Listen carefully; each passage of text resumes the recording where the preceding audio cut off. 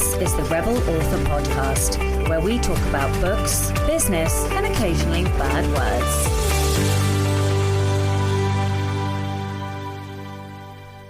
Hello, Rebels, and welcome to episode 226 of the Rebel Author Podcast.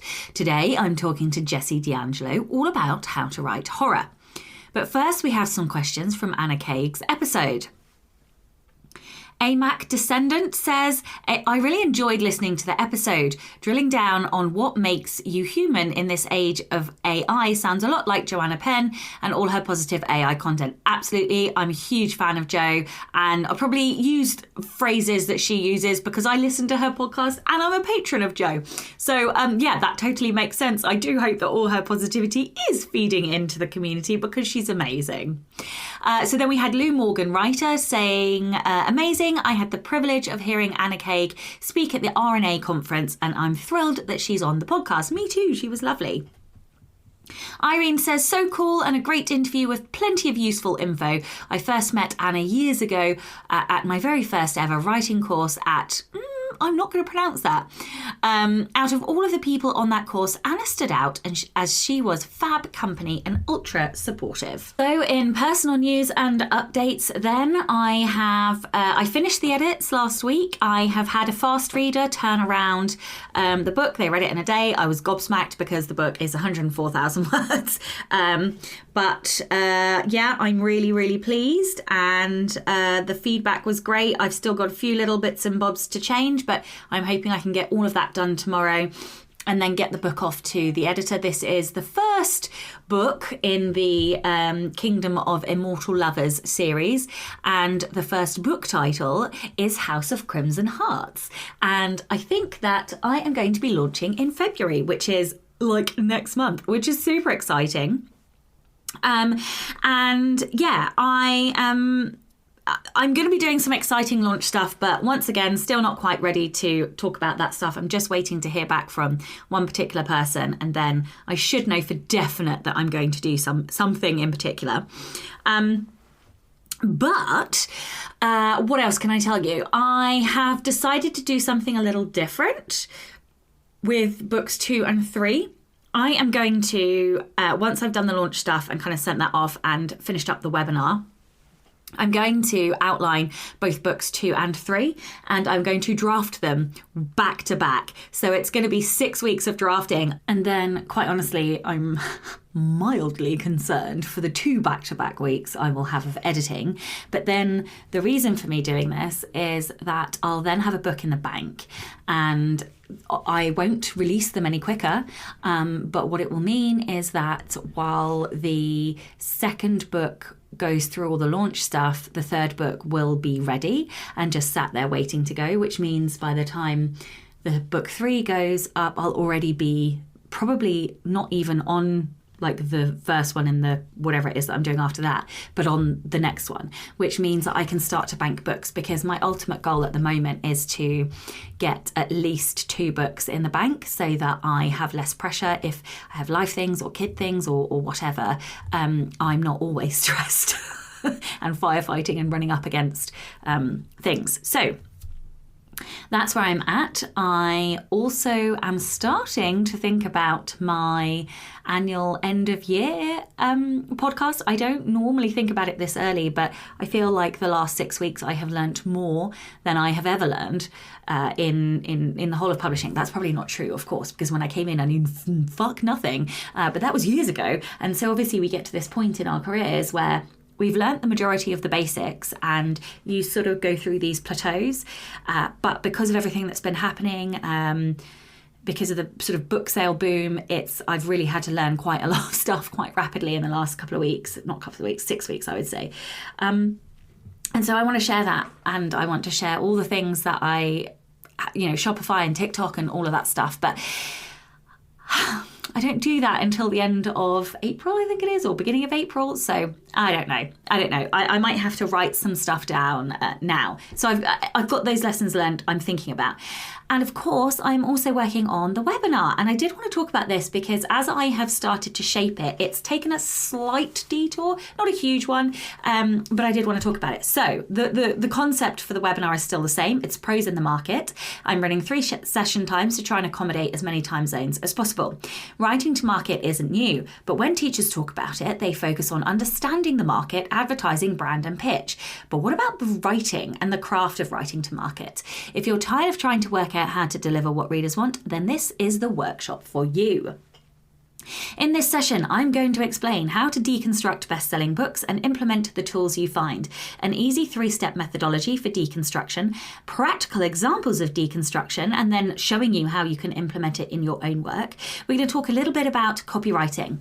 Now, the bit that I am changing is just kind of, I guess, the quantity. So I think it's going to be 50-50 prose and kind of craft and writing to market. And then the other 50% of the session is going to be about prose, your scenes, and how you can slip in the TikTokable and marketable scenes into your novel, into your story. Like, how do you intentionally slip those hooks in? How can you plan those hooks in advance so you're not kind of scrabbling to find the hooks? And what we're going to do is we're going to look at TikTok. I'm going to bring TikTok up on my screen. We're going to go and have a look at some viral TikToks, look at what worked. We're going to deconstruct that. We're going to look at a little bit about the psychology behind it. You know, obviously I'm not a trained psychologist. I have a background in psychology, several years of it, but no, I mean that broadly in kind of like the story psychology and like what is working with readers.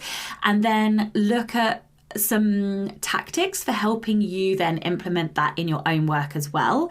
So I'm really excited about that. And that, I mean, I talked a little bit about this when I talked about the webinar before, and I did mention TikTokable and marketable scenes, but as I've started to do this, I've really gotten very excited about the content and what I can share with you and giving you some tips and tools. And the thing is, it's not just about TikTok, right? Let me be clear about that. This isn't exclusive to TikTok. This can be put across any of your marketing, any social media platform. This is more about hook and scene. Like, how can you put hooks into your work? How can you understand why the hooks are working on social media? So yeah, I'm super excited for this. We'll talk a little bit about tropes, a little bit less perhaps than we would have done, just because I'm so excited about the marketable scenes and hooks. And then of course, we're going to do some live deconstruction in the session as well. You're also going to receive a workbook containing exercises that you can do and go and implement away after the session.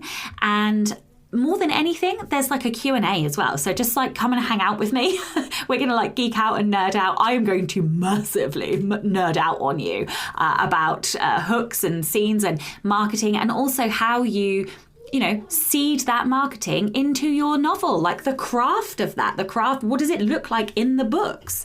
So yeah, please come and hang out with me. I'm super excited. The sessions are going to be recorded, but you will only be able to get that recording if you are a ticket holder.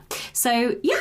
So I think that it is it from me. Like I said, I'm not quite ready to announce all of the other things that I am doing, but yeah. Okay, so the Rebel of the Week this week is Laura. Laura says, when COVID first hit and I started working from home, I suddenly had a lot more free time. I decided to make a commitment to write a novel, something I'd tried and given up on so many times over the years. The problem was my laptop was a piece of garbage and very frustrating to use. I wanted to buy a new one, but it would mostly be for my writing. Until I proved to myself I was going to keep the writing habit up long term, I wasn't willing to invest too much money. However, at the time, I was issued a work laptop to use while working from home. The laptop was brand new and miles better than my own crappy one, so occasionally I would type up some ideas for my novel onto my work laptop and save them to a USB. Pretty innocent stuff. Months passed and things escalated. I was now using my work laptop instead of my own for my writing. I was even drafting out my novel on it, but my fears of getting caught were growing. I was working on the novel outside of work hours, but I'm sure I wasn't supposed to be using a work-issued laptop for personal reasons. I would probably only be reprimanded if I got caught, though. But the thoughts of anyone reading my private writing was stomach churning. I kept imagining someone from IT looking through my work files and being very confused to find a messy first draft of a cozy queer YA novel. This situation went on for a year. Finally, I'd proven to myself that I'd made a writing habit and I wasn't giving it up anytime soon. So I brought my own laptop and now no longer have to fear any embarrassing work conversations. My husband is the only person I've ever told about this. As someone who usually sticks to the rules, it was definitely risky and rebellious for me. Oh my God, I love this. I love that it's such a cheeky rebellion and also one that's like helping you reach your dreams as well. I think this is fantastic. If you would like to be a Rebel of the Week, please do send in your story. It can be any kind of rebellion, something big, something small, or something in between. You can email your Rebel story to Becca over on rebelauthorpodcast@gmail.com. Welcome and a huge thank you to Tammy Tyree and Jen. And of course, an enormous thank you to all of my existing patrons. If you would like to support the show and get early access to all of the episodes, as well as bonus content, you can from as little as $2 a month by visiting patreon.com/Sasha Black. And in case you don't know what those benefits are, we have the Poison and Prose sessions, of which I am hosting one this evening, which is where we come and hang out for 90 minutes, a couple of hours, just as a community. We chat. You guys ask me questions sometimes I teach you a few things that I know, and sometimes we just write together. And then we also have the movie night, which I think is next week, and we're going to be watching the first episode of the new Percy Jackson on Disney together, and there's always a lot of laughter and bants in the comments. And then we have the Slack community, which is over 100 authors in the community, where we talk, we help each other, we support each other through the good times and the bad, and we celebrate our successes as well. And then, of course, there is the masterclasses, of which I am hosting the Amazon #1 bestseller class in March, where we will be deconstructing how 2 authors, one indie and one trad, have made it to #1. Okay, that's it from me this week. Let's get on with the episode.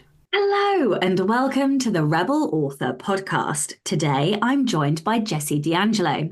Jessie was born in New York and was writing, drawing and acting in low-budget horror films at an early age. At 10, he moved to Los Angeles and grew up in the film industry, working as a production assistant, special effects artist, storyboard artist and script doctor, as well as writing and directing his own short films. Jessie now lives in Tennessee with his wife and son and is focusing on his dreams of being a novelist. His newest release is a special edition of his action-packed horror novel, Skinner. Hello and welcome. Hi, Sasha. Boy, I got to say, all of that sounds much better with an English accent. Man, I gotta hire you to be my PR person. Anytime someone reads a bio, it should be you. But you see, the thing is that all the greatest villains are usually British. I don't know what that is, but it's true. Well, you must know about that as a horror writer. Sure, but so are all the greatest heroes. You got James Bond, you got Sherlock Holmes, but now you also have who plays Superman, who plays Spider-Man, Englishmen. Oh, that's true. I didn't really think about it like that. Yeah. And who invented rock and roll? Well, it was the American bluesmen, but really it was the Brits that said, like, hey, let's take this somewhere new and exciting. So anyway, well, thank you for joining glad to be me. here. Yeah, thank you for joining me. Would you want to go into a little bit more detail? Tell everyone a bit more about your story. Like, how did you get to where you are today? So, as you said, born in New York, my parents divorced and my mother remarried. And so she and my stepfather both got into the film industry. They started writing and directing these low budget films in New York and Canada when I was like 8 years old. So I would act in those. And right around when I was 10, we moved to Los Angeles and my stepfather started writing and producing, larger Hollywood films. So I kind of grew up in that world. So I would like work on films as a production assistant, sometimes as an actor. Sometimes I would do storyboards or creature designs, character designs, that kind of thing. I've worked in some special effects departments. So being in that world, I've gotten to work kind of all over the film industry and kind of do a little bit of everything.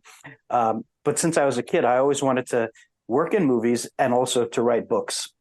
And as of a few years ago, I really just got sick of the film industry and how corrupt and crooked it is. And I was like, you know what? I'm getting out of Hollywood. This is toxic. I'm moving down south where I have some family, and I'm gonna chase my other dream and write some books. Where and with film, it's all collaborative. You have to have a huge team of people all working in sync. You have to have money. You have to have all this stuff in order to miraculously get a movie out there. Write a book, it's just you. You are in charge. You don't have to worry about anybody else pulling their weight. So that was really appealing to me. I could write a $200 million epic, or what would be an epic film like that. But it doesn't cost any money because there's no budget. I can let my imagination run wild. So, all of that just really appealed, and I've been having a great time so far. I moved to Tennessee. I met my wife. I've written, I think, 8 books now, and working on some more. So yeah, I'm loving it. So you write horror, and horror is a bit of an enigma to me because I don't read it. Like, just to confess, I mean, if there's not kissing and probably vampires and maybe, some magic fairies and a bit more kissing, I don't really tend to read it. So, Right. can you start by defining horror for me? Because I know, I've heard terminology like elevated horror or, all these Right. different things, and I never really know if horror is just about monsters. Is it about the psychology? Like, what is the horror genre? I'd love to start with the basics. Well, the basic. Well, first of all, I don't consider myself a horror author. Most of my books tend to be in that horror spectrum. I'd say I'd call it a spectrum because there's so much to it. There's so many different things. There could be monsters. It could be a human villain. It can be psychological, disturbing horror, or it could be splatterfest, shock horror. It can really run the gamut. Horror can incorporate elements of science fiction, drama, romance. I mean, it can be a little bit of everything. And when I write, I never think like I'm going to write a horror novel. I just think this is a story I have in mind. I'm going to write it. It's cool. And, oh, this has got some elements of horror. And, oh, this one's also got some elements of action. And there's got to be a romance in there. So I put what I want in there. And if it turns out leaning more towards horror than anything else, great. But for instance, like after the 2 books that I'm working on now, I'm planning a sci-fi romance, like murder mystery thing, which I've been wanting to do for a while. So many of my books I would describe as action horror, which I know is a term people don't use in publishing a lot. They use dark fantasy instead. But since I come from like filmmaking background, I like the term action horror because I think of movies like Aliens or The Blob or something that incorporates horror, but also, gunfights and car chases and explosions and all that. Because that's basically what the new book is. It's sort of like a James Bond story if James Bond had to fight a bunch of monsters, so it's action horror. But to answer the other question, like how would I define horror? Really, it just comes down to a few key emotions, obviously fear, suspense, heartbreak, I'd say. I mean, it's very hard to have good horror while everything is just kind of like happy. Like being tragic is a big part of it for me.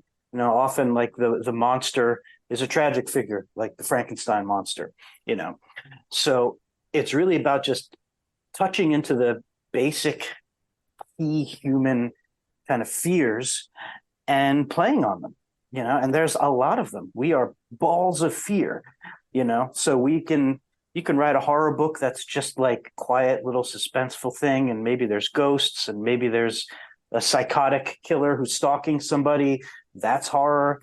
Would you call Silence of the Lambs horror, or would you call it thriller?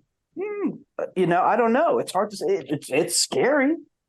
Doesn't have any monsters in it, nothing supernatural, but so it's like horror is one of those things that really kind of blends a lot of different elements together. Um, and that's one of the reasons that I don't like calling myself a horror author. I see a lot of horror authors, and there's nothing wrong with this, by the way. I don't want anyone to think I'm criticizing this. A lot of authors will use that as part of their like banner or like on their calling card, on their website, on their bookmarks. It'll say such and such horror author or author of nightmares, author of the macabre, that kind of thing.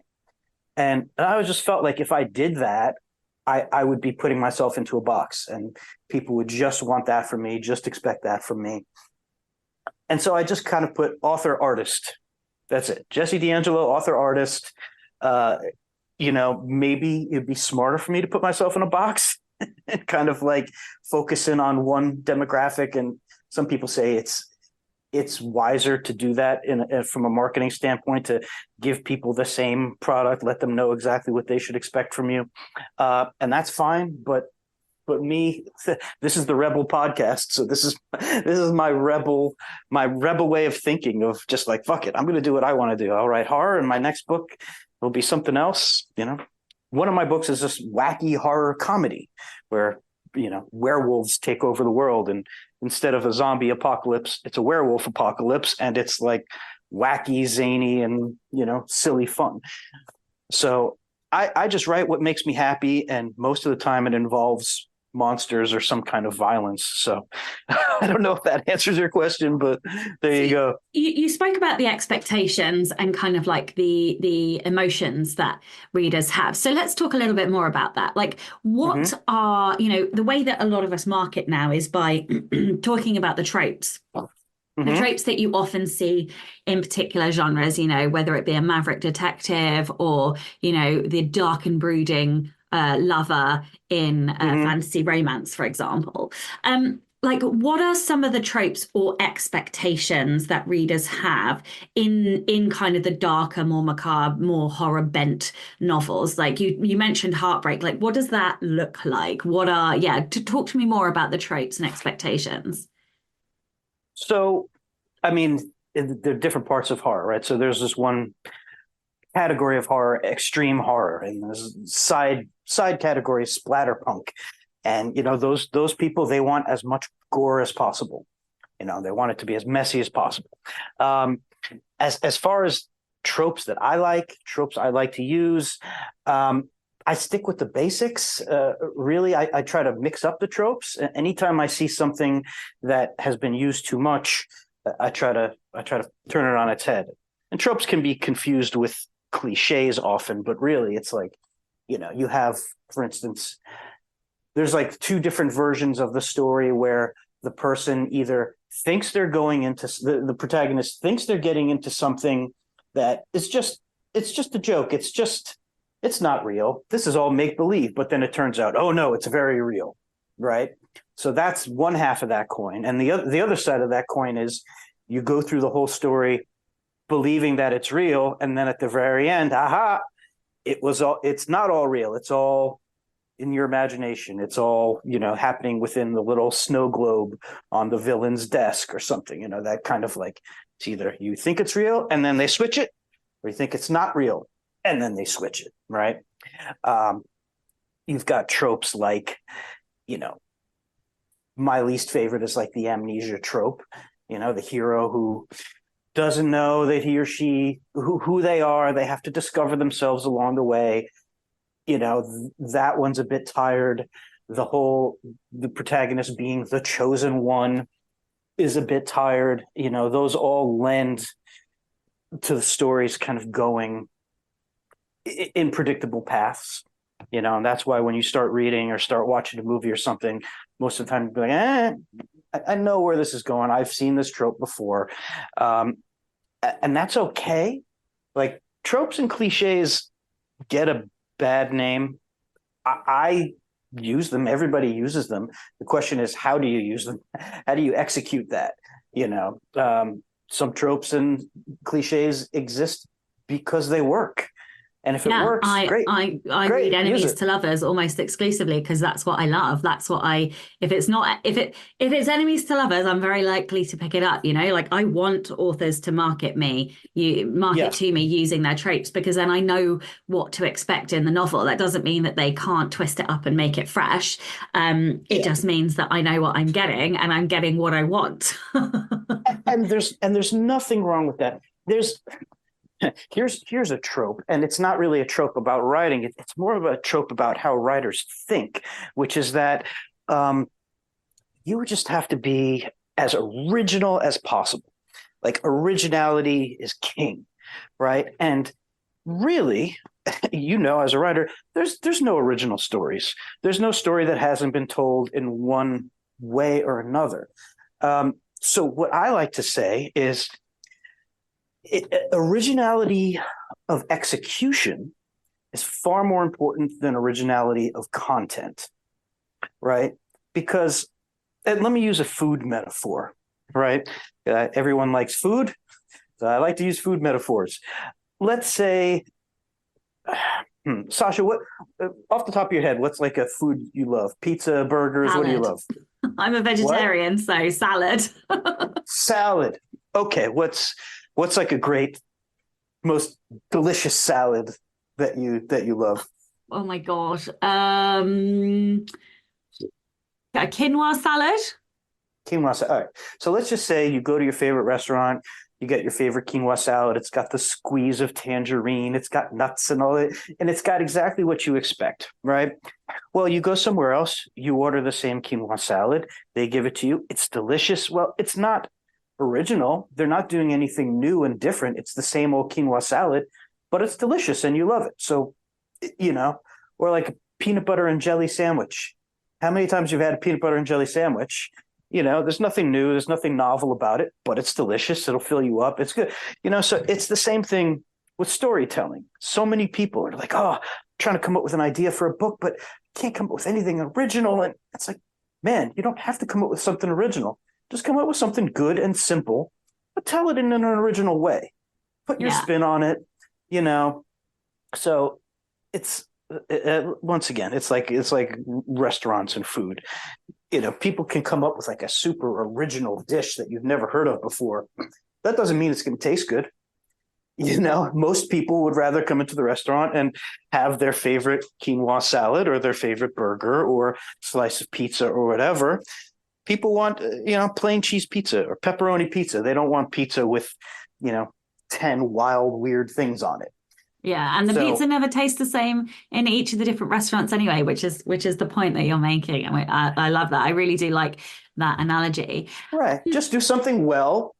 Just do something simple, but do it well. That's it. If you come up with something original that no one's ever done before, great.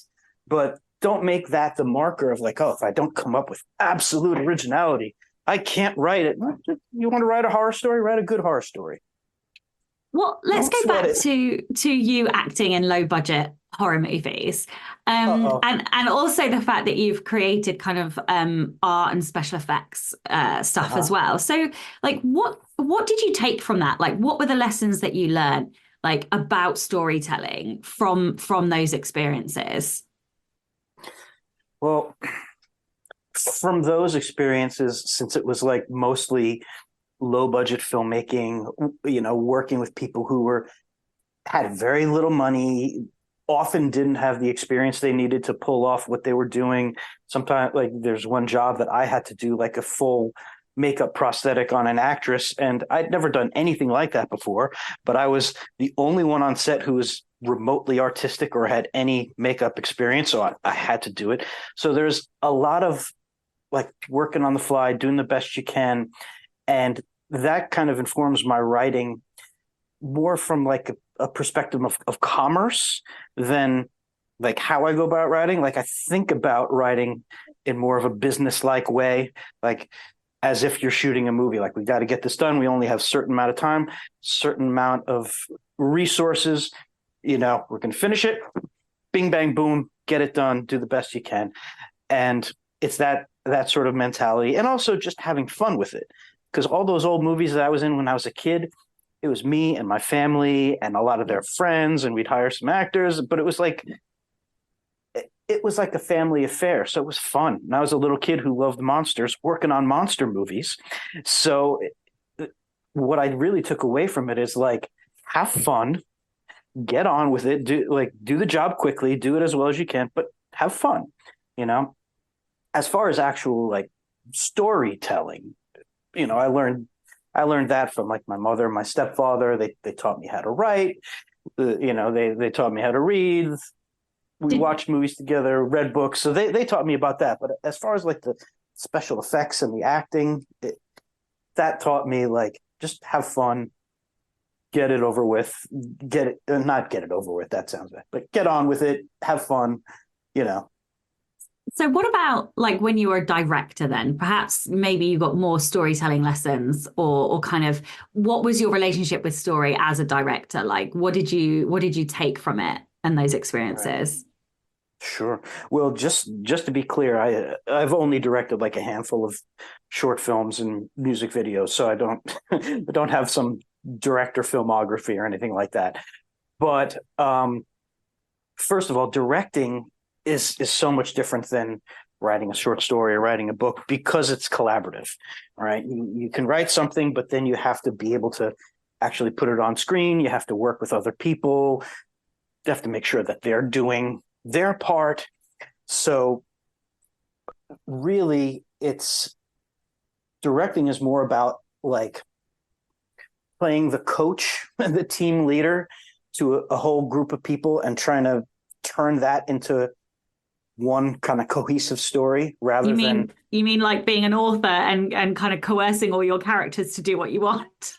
well, it's sort of like when you're an author, you do everything yourself. You are the characters, you are the location, everything just comes out of you.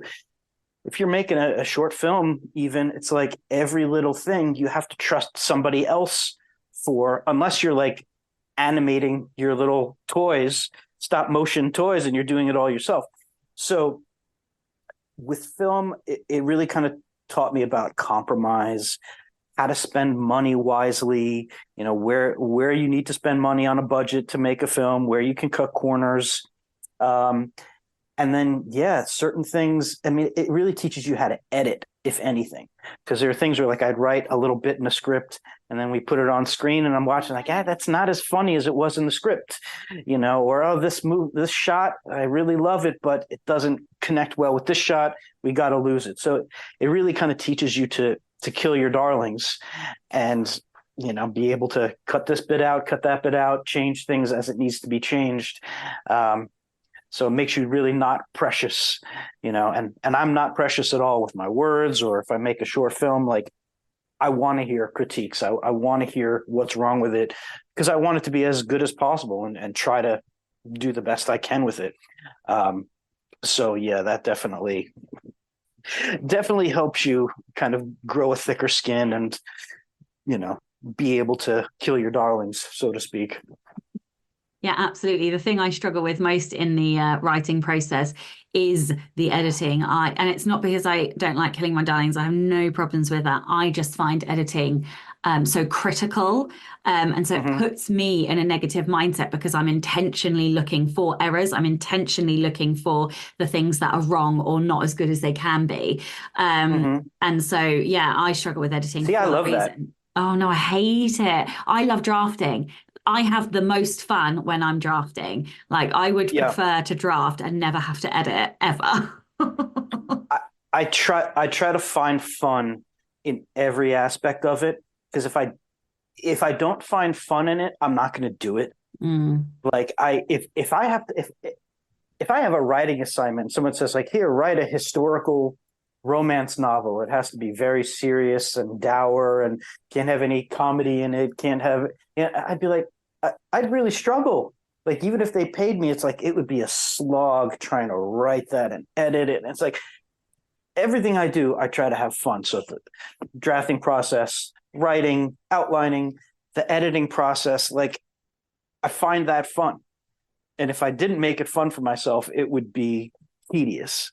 Um, but yeah, editing can be fun because first of all, it takes however long it takes to write your first draft. So when you go back to the beginning of your first draft and you start reading it, it's fresh in your mind again. You're like, oh yeah, I did write. Oh, that was a good little description that I did. So you're kind of enjoying it the way a reader can, but you're also picking out things that you can fix. And it's like, yeah, you can think of it as critical, but that's fine, because as you're fixing it, you're making it better, and you see in front of your eyes this thing coming to life and getting better, and like this thing, like, oh, that was so good before. I thought that chapter was so good, and it didn't need anything, but now reading it back, it's like, oh no, it needed this and it needed this and you fix it, and like, oh wow, now it's a lot better, and it's all part of the process. Yeah, not going to convince me. Well, I'm not trying to. I'm just, telling you how I do it. By the time I'm done with the edits, I'm all good and I'm happier again, which is why I condense editing into a week. Like I never allow it to go over a week, because otherwise psychologically I'm just a mess by the end of the week. Mm-hmm. But I am always like, there are moments of, you read a chapter and you think, yeah, I executed that well, or whatever. But it's certainly it's like everybody has that one bit of their job that they don't. I would prefer to do admin and emails more than I would editing. And all my fucking accounts, like, right? Like, that should tell you everything. Yeah, no, I hear you. I mean, the one thing that I wish I didn't have to do, and unfortunately it's a necessity in this day and age, is I don't want to do my own marketing and promotions. I mean, look, I'm fine with, like, I love going on podcasts like this and talking to people and shooting the shit and whatever, but it's like buying ads online. And do you buy Amazon ads? Do you buy Facebook ads? How do you place them? Where do you do it? How do you make the algorithm work for you? It's like, if you don't like doing ads, why not do things like TikTok if you like talking and you don't mind being in front of a screen, right? You have experience acting. That's all TikTok is. It's performance. I do have TikTok. You do? I don't use it very much because I'm an old fashioned kind of guy, first of all. So I do have Facebook, Twitter, Instagram, and TikTok, but mostly I use Facebook because I'm an old geezer. But it's just, there's not enough time in the day to do all the social media stuff that they say that you're supposed to do. Like part of the problem is algorithms, constantly changing algorithms on social media, engagement. It's like when I first started publishing, I first started self-publishing. Now I'm working with a publisher, but you'd post ads for your books on your page, on book pages, group pages, and whatever, and you wouldn't get anybody really replying, and maybe get a handful of likes. Nobody would go to the website. No one would buy it. And you're like, what's going on? And then I learned, like, well, you have to engage more with people.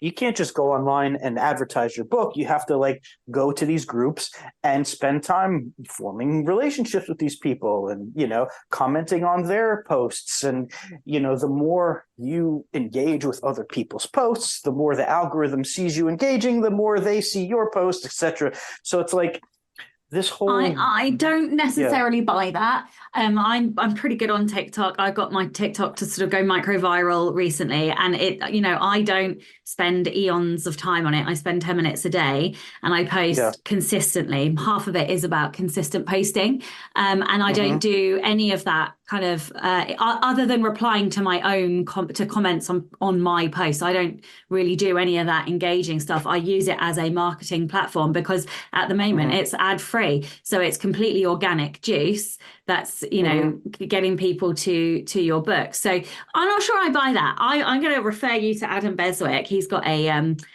brand new Facebook group that's sort of and he's going to be doing some teaching that'll teach you all about TikTok and how to get it going. That's basically what I did, and I've quadrupled my income over the last couple of months. So that sounds doable. Good to me. Exactly, it's very, very doable. Oh yeah, I have a lot to learn. I mean, look, I've been telling people this for the last 3 years, is that I've spent my entire life learning how to write, learning how to draw, but only the last 2 or 3 years trying to figure out marketing on social media. It's like, but when you're an author and you're especially self-publishing, like there's no class that you can take to get, like, you have to basically figure it out on your own. I mean, yeah, you could go to college and take university courses and learn about algorithms and social media and get good about marketing. But if you haven't done that, if you're just an author and you're coming out, you basically have to, you know, trial and error, figure things out on your own. So that's what I've been doing. Advertising, posting things, sharing things. I've been trying everything I could think of. Sometimes it works, sometimes it doesn't. But I'm very open to learning and growing, and a lot of learning to do. I think your secret holy grail might well be TikTok because of your background and because of your experience with performance. I think you might have something there. But let's talk about what is scary. Like, how do you pick what monster you're going to have, or what psychological fear you're going to play on, or what the sort of dangerous kind of, you know, scary elements are? How do you pick that? And how do you actually like make it scary? Right. Okay. Well, let's start with how you pick it first. How do you? Sure. Two very different questions. Okay. So how I would pick it, it's hard to describe because I don't really pick it like that, the way you phrased it. It's more like I've got like a dozen ideas in my head at any one time, and they're all kind of screaming at me. Like they're all kind of saying like, hey, I'm over here, write me. No, write me first. And they just kind of come to me. Like I never like sit around thinking of like, let me come up with a story idea. Let me come up with a new monster. It's just like, the ideas just kind of come into my head and happen. So let me change the question then. Talk to the newer writers on who are listening. Tell them how to craft and create a scary monster or a scary psychological fear, or you know the scare factor element in a horror novel. Right. So to create fear, you really have to do a couple things. First of all, you have to do things that are required in any genre, not just horror. You have to come up with a compelling plot and compelling characters. I want to see a protagonist that I care about and that I want to root for. I want to see an antagonist that I hate and want to root against. And I want a story that is compelling. I want to see what the protagonist is going after, and I want to feel the suspense of that. So once you have established that your lead character or characters are likable, relatable. Relatable is important because the reader has to be able to say like, that character's like me, or that character's like my best friend. You know, once they can relate to the character, that puts the reader into the story. Then once the reader is in the story, you use things like details to really kind of make them feel the sensory experience. You know, you want them you want to describe what the characters are seeing, hearing, smelling, touching, feeling.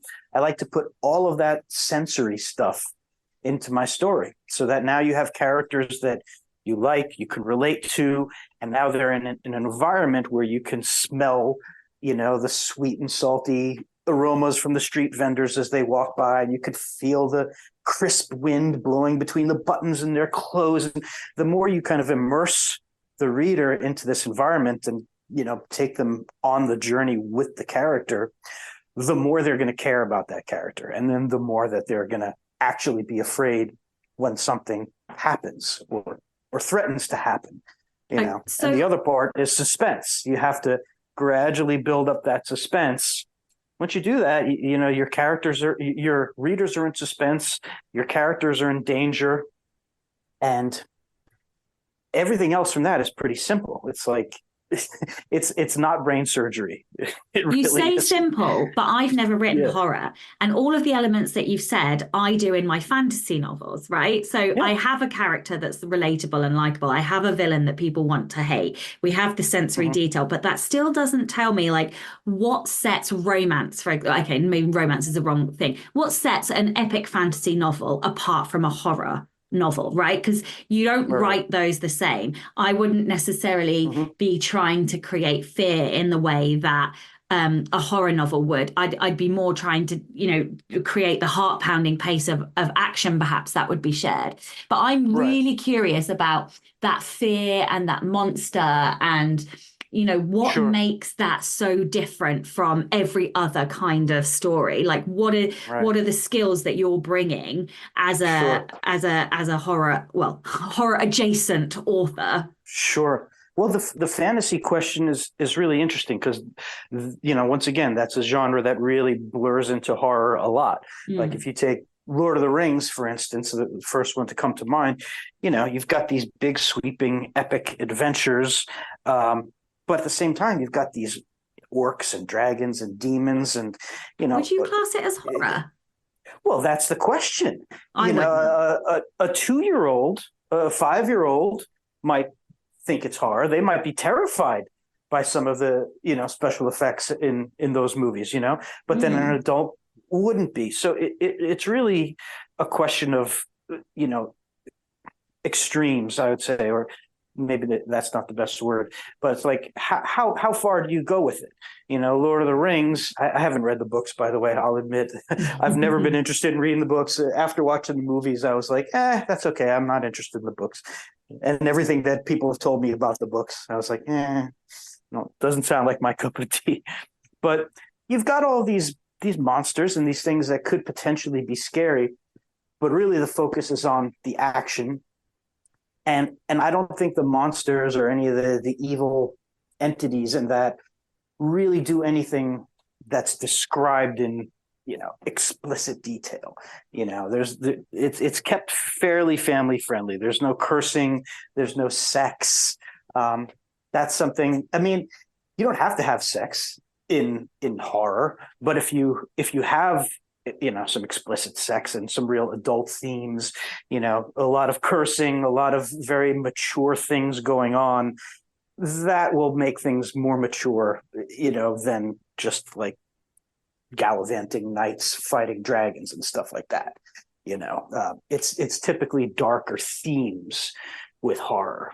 Like if I was gonna write like a story about a dragon, let's say, that's fantasy, the dragon might kill people, it might blow fire, but really it would be more of like an action thing. Maybe the dragon buddies up with a little boy, or the dragon is maybe a hero or something like that, right?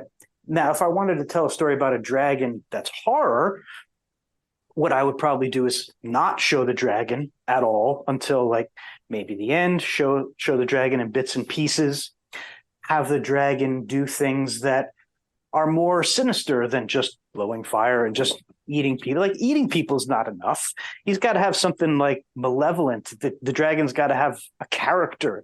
He's got to have ambitions and fears. And, the more of a character that you make it with motivations, the more interesting it is. It's not just, a monster out to gobble someone up, So with horror, I'd have like some people trying to kill the dragon.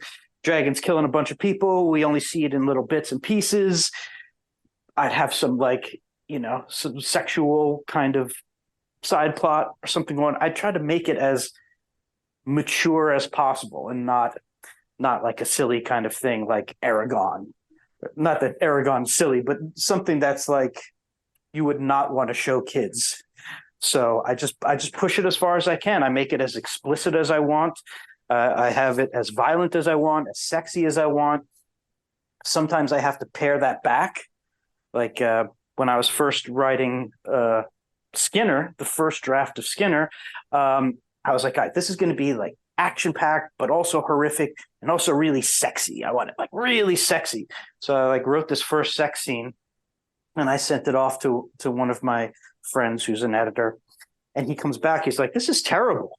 And I said, "What? What do you mean?" He's like, "The sex scene is terrible." And I said, "How's it terrible?" And he says, "Well, it feels like I'm reading like Penthouse letters. It's like, you're describing like, oh, she stroked the hard I was trying to describe everything, and I realized like, oh, it's like I'm writing erotica. Like, I don't want it to be that explicit, because then it goes over the line and becomes erotica. It's like really trying to find that line of like, if it was a movie, it would be like rated R, where you see some nudity, you see some kissing, it gets steamy, but you never see any penetration or anything like that. So you walk that line. But with horror, especially horror for adults, it's like you want to push it as far as you can, for the adults. What are some of the mistakes either you see newer horror writers making or that maybe you learned to avoid in your journey? Writing horror specifically, obviously.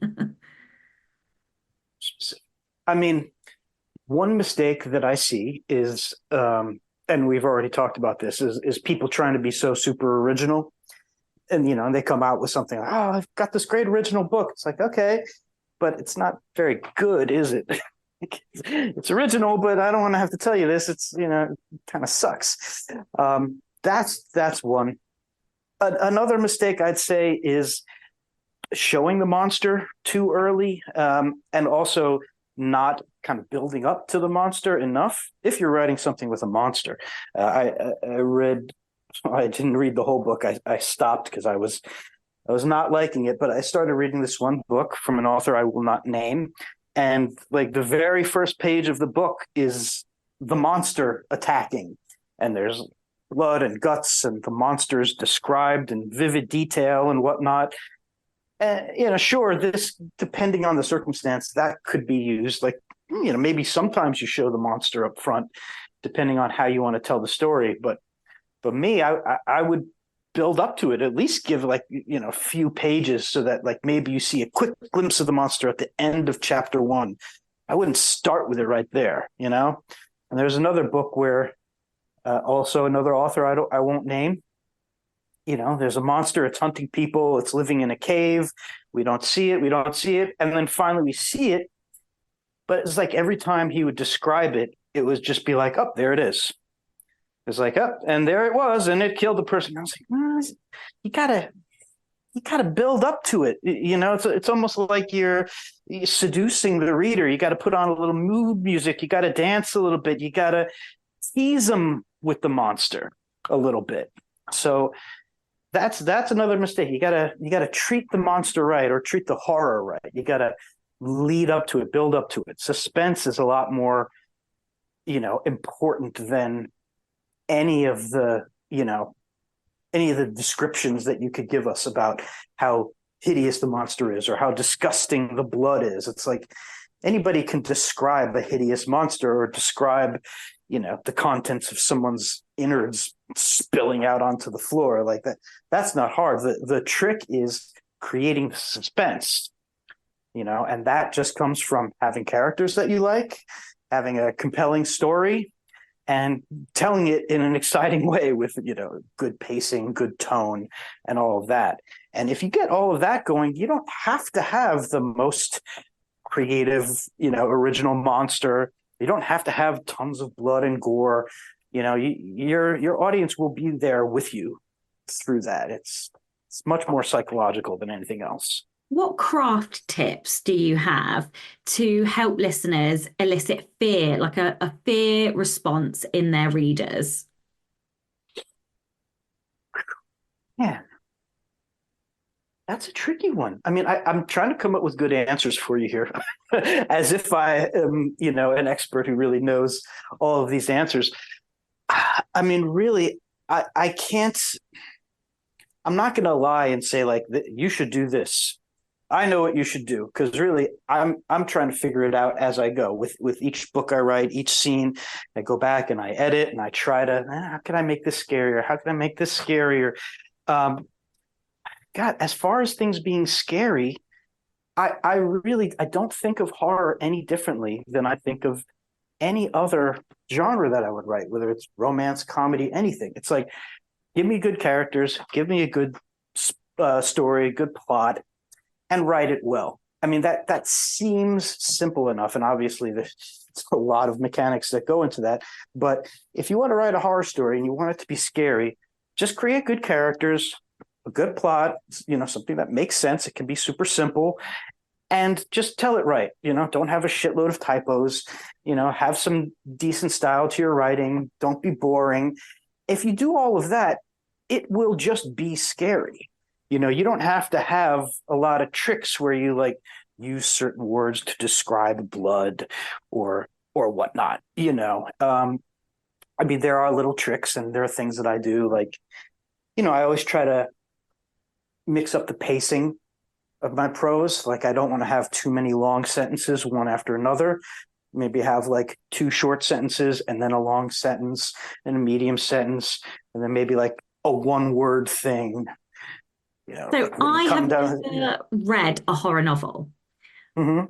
So talk to me like the idiot that I am. How do you write horror? Like I would not even know where to begin. It's like I know that you're saying. I think the thing is you're so good at it, and it's so natural for you that like maybe you think I know more than I don't, but I really know nothing. Like I literally Honestly, my naive response would be, so what, I create a monster and then just get it to kill people? Like, is that no. horror?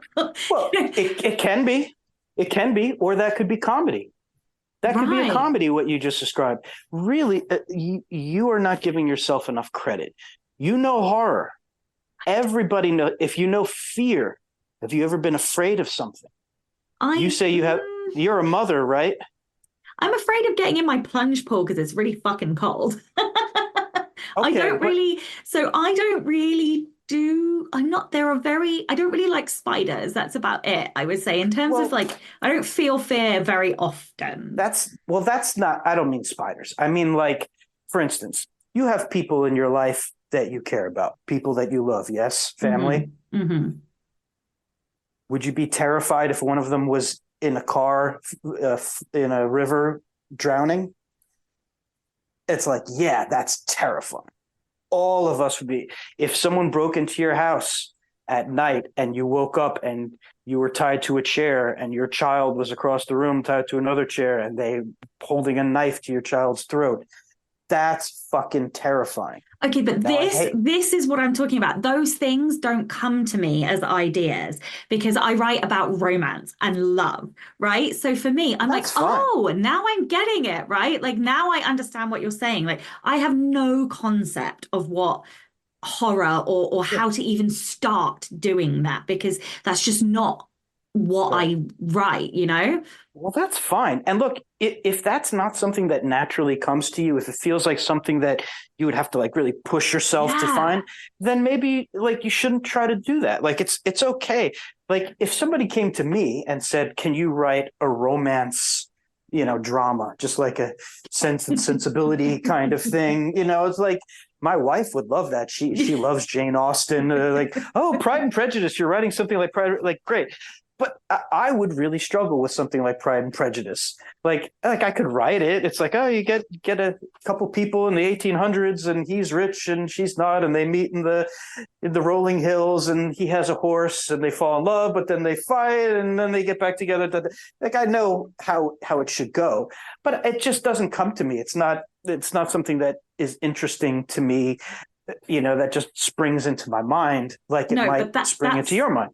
You know. 100%. But that's why I'm trying to draw out from you, like what this looks like what does it look like on the Right. page? So now you've said, given me those couple of examples, that makes a lot more sense. So now I'm like, oh, okay. So I think about nightmare, like not a nightmare at night when I'm dreaming, but like a kind Yeah. of horrible life experience. And it's those kinds of Yeah. things that you do. So how do horror books end? Like, do they, because obviously I write romance, so they all have happy ever afters. Like, how do you get a satisfying ending in a horror novel? What is the reader expectation? So people who read horror obviously have certain expectations about endings.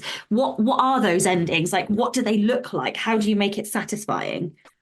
Well, there's basically two basic endings that you could have in a horror novel: happy ending, sad ending. Either the main characters survive and the monster or the psychopath is killed and everyone's happy, or you can have the psychopath or the monster wins and everyone's killed, Oh and my God. it's a really dire ending. And some people want that. I mean, look, this is the thing. There's a lot of different uh, subgenres of horror. There's Mm. classic horror, there's extreme horror, it's splatterpunk, there's gothic horror, there's cozy horror, which Cozy you horror. What is that?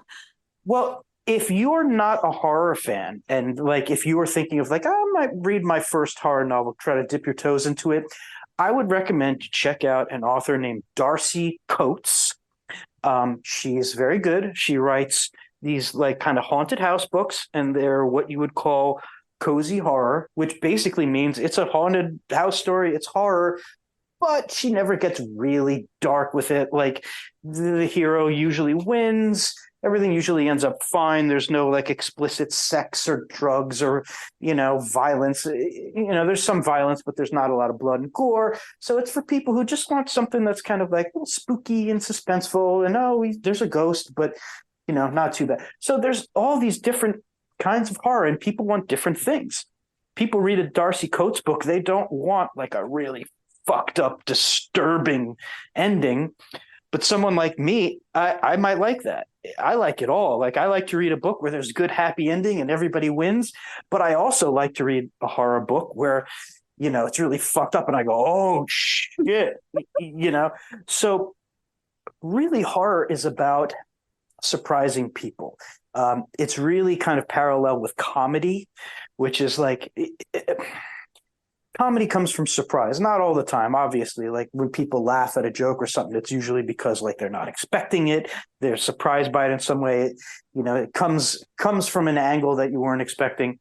And it's kind of the same with horror. You do things, you try your best to do things that the reader is not expecting.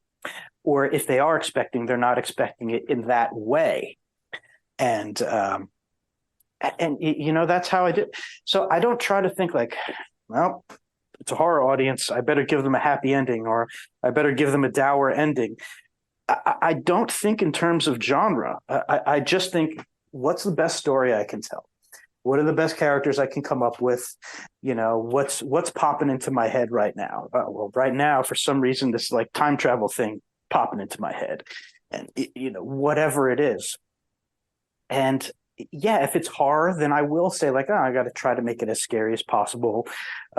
With my horror comedy book, I was like, I'm just going to make it as funny as possible. I'm not trying to make it scary, and each thing really kind of demands its own recipe, and I try not to do the same recipe over and over again. If I have one critique of Darcy Coates, it's that she does the same thing and over again, and that's fine. A lot of authors do that. It's like they find their niche, they know what their readers want, and they do that. And so Darcy Coates has written like 25 haunted house books or something like that, and they all have like a black cover with like a ghostly blue on the front, and they're all very similar. They're all very good, but I've read like 4 of them. She and I have had a little talk here and there online. She's a very nice person. So yeah, I mean, she's smart. She found out what her audience wants. They want this specific kind of book, and she's going to give it to them, and that's great.